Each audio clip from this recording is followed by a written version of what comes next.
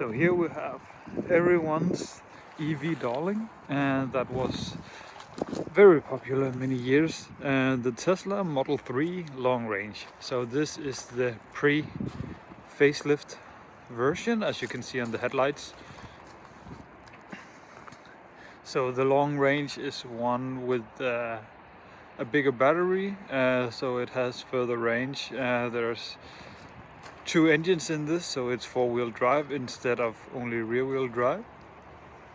But let's have a closer look at it. So this one is finished in blue, which is a bit more special than many of the other cars that were only finished in black or white. That is, the white is the most common color.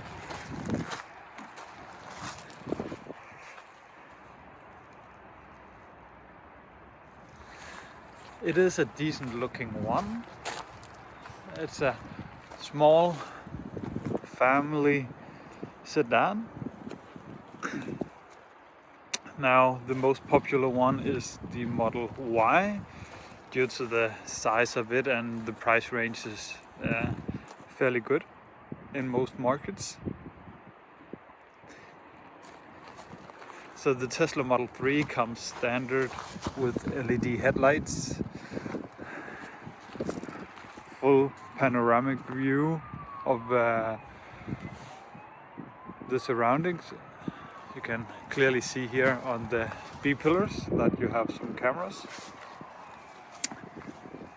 Chrome detailing around the windows, flush door handles, alloy wheels. Here in the sun it really looks great. Even though the car is a bit dirty, you clearly see the metallic flakes in the paint. So let's have a closer look at the interior. So this car, being a Tesla, only has a card to open the car. So you just swipe it on the B pillar and then you can open the car. So the interior finish is very nice. It's very minimalistic. It's not real leather, but it mimics it very well. As you can see here, it looks like leather, feels like a soft leather, but it is a fake leather. And you have some Alcantara suede on the door cards. So as I said, very minimalistic inside. I did a review of the Model Y and it's almost identical to this one. So you have no cluster in front of you, everything is on the central display. Personally, I'm not a fan of this. I would like my center display and a cluster, so you can see where how fast you're driving and so on. But yeah, that's one way to save some money on cost production wise. Yeah. Minimalistic center console, no buttons or anything. You have two cup holders. You have some gloss piano black here, which scratches up very easily. And here in the sun, you can really see all the dust. And yeah, never been a fan of gloss black on the interior of a car. It looks good, but it's not easy to keep clean. So here you have some phone chargers. Down here you have another large deep cubby where you can store things. And then you have the central armrest where there's also a large cubby. So plenty of spaces inside the car.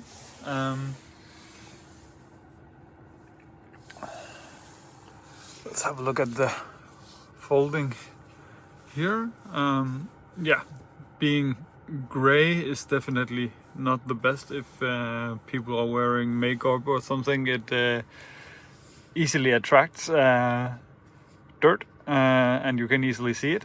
So these are magnetic. It's very smart, very easy to use. Have the full sky showing through here, the glass roof, and a good opening in the back, so it's easy to see out. So you have a good view all around the car. There's no large pillars that obstruct you like you see in many SUVs or other cars. Frameless mirror, and you have a small glove box here, but you have to open it on the central display. So you can see here clearly, being in the sun, there's a lot of fingerprints on it, and that's the issue with touchscreens. It will attract a lot of fingerprints. You have all your menus here, so if you're familiar with iPhones or Android systems, it's very easy to navigate, quick and easy to find what you seek, and it's a good crisp display, easy to open things, yeah, easy to work, and you'll be able to find a full review of this infotainment on YouTube. There's plenty of other videos that go into full detail about how this infotainment works, but I can just quickly show you here. This is where you see your speed. You can see up in the top here, you can see your gear selectors. You have the stalk here, where you can see parking, and you can change through the driving modes. You have your indicators here. On the newer one, they are on the steering wheel, and you have your wipers here as well. You have two buttons here, scroll buttons on the steering wheel, and that's it. It's a good size steering wheel, thick, not too hard, a little bit soft, so actually a good feel to it. Electric windows and a door opening button. So let's see how much room I have on the seat, in the seat here. So now I sit in my driving position as I would sit. I would say I'm 196, so I'm on the taller side, and when I look out the window right now, I look in the top of the window, so it's not ideal for my driving position. I would say I would like to sit a bit lower. It is electric seats, and I have lowered it as much as possible. So I would like to be a little bit lower in the car. I feel like I'm a bit high up in the car. I don't like to drive like this. So leg room is okay. I do hit the steering wheel, but yeah, it's doable, but definitely not the ideal driving position for me. I could lean the back a bit more, and that way be a bit lower in the seat, but then I would be looking into the B pillar more. But the rest of the view around the car is good, and headroom is definitely not a problem. I have plenty of headroom.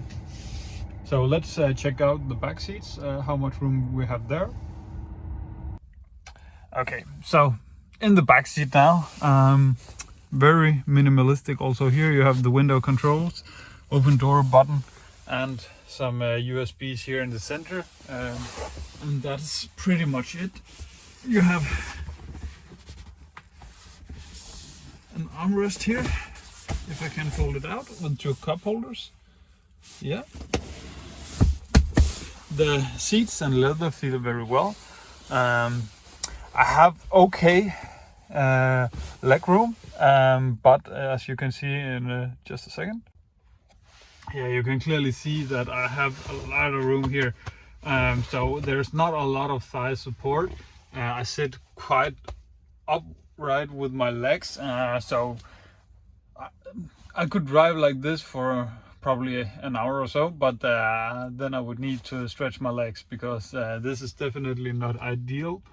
So for a taller person, this is yeah, not the best back seat. Headroom, I can feel my hair touching the roof or the glass ceiling, but yeah, headroom is okay. But when I look to the side, I look straight into the pillar. So yeah, not the best. I would say space back here is okay. You have the isofix for child seats.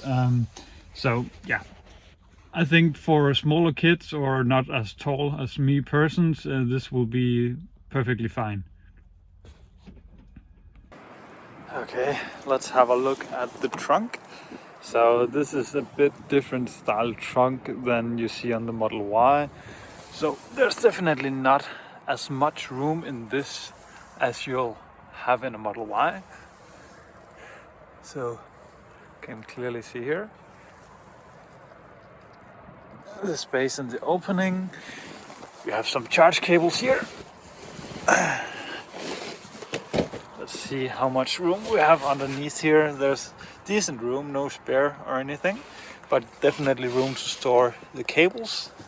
Not a straight loading edge. The opening is okay. I think it will be useful for most things.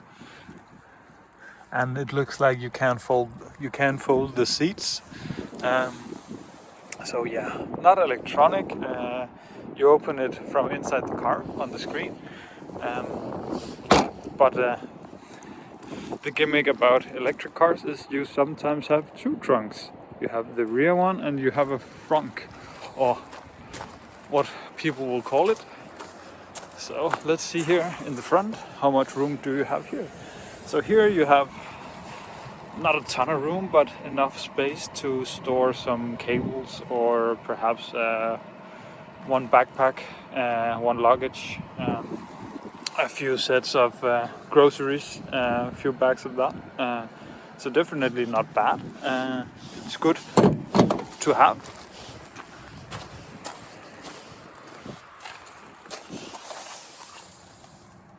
Kick plates, nice to have as well. Many new cars opt out of such small details. Yeah. So overall, I think the Tesla Model 3, I think it's a good looking car. It's not a beautiful car, I would say, but I think it's a decent looking sedan. This color helps it quite a bit. I think tech-wise, this is probably top tier. What you can expect in a car market here in the 2023. I think we are very close to getting a lot of new tech in the modern cars that we are able to get. So it's only a matter of time before others catch up to this, and we'll see even more exciting things.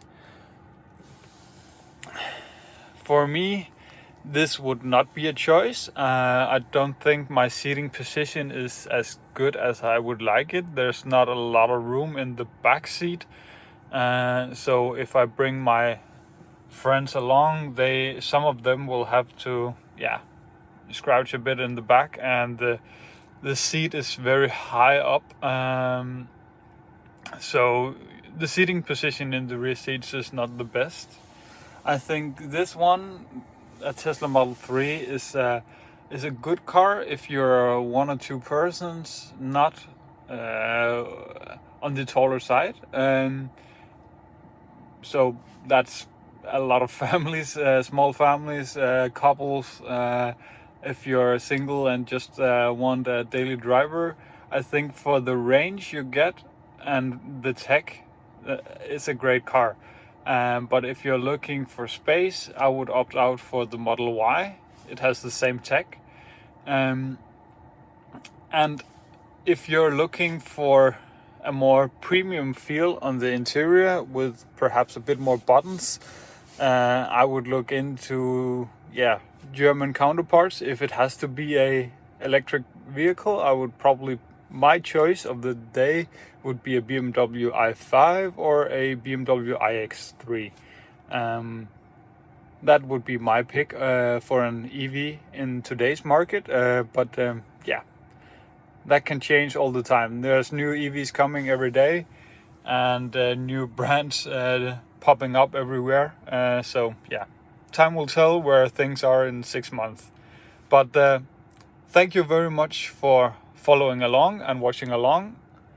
I'll put some of the car details here in the lower section of the screen, so you can see what can you get a car like this for at the filming moment, and what options does this car have, and what can you expect of mileage on such a model like this one, the dual motor long range. So thank you very much for watching. Take care. Bye bye.